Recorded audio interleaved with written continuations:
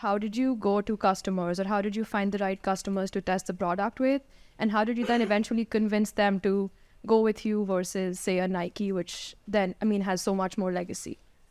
Yeah, super important question. And that's exactly what we asked ourselves in the beginning. And so we said, hey, let's first go out to all the marathon expos and do a little stand there, kind of put some shoes on the table like here, and convince people that they should try our shoes. And so at the beginning, we found out that if we go up to them and basically say, hey, we want to try our shoes, they were kind of, not so interested. And then we printed T-shirts, and the T-shirts had on there, don't ask me about the shoes.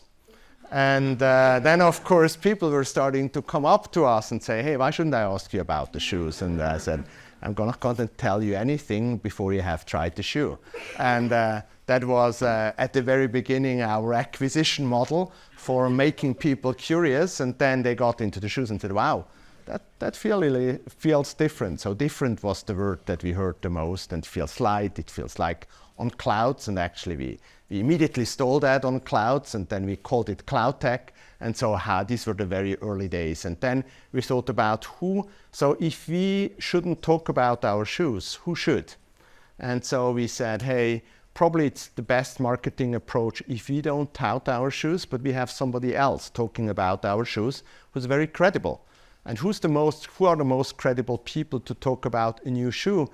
Isn't that kind of your local running store, a little bit the running geek that used to be a marathon runner, and she has opened that store in your neighborhood, and that's where all the runners go to get their shoes.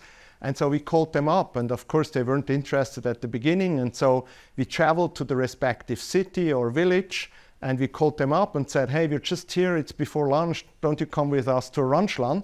And they said, hey, you don't even know my shoes. I said, hey, isn't it a 9? We just have your shoe here, because of course we did before a little bit of intelligence, and that led to great shoe runs. So it was a very healthy moment in our lives, because we did a lot of runs over lunchtime, and that was the initial phase, and then it grew really grassroots level from there.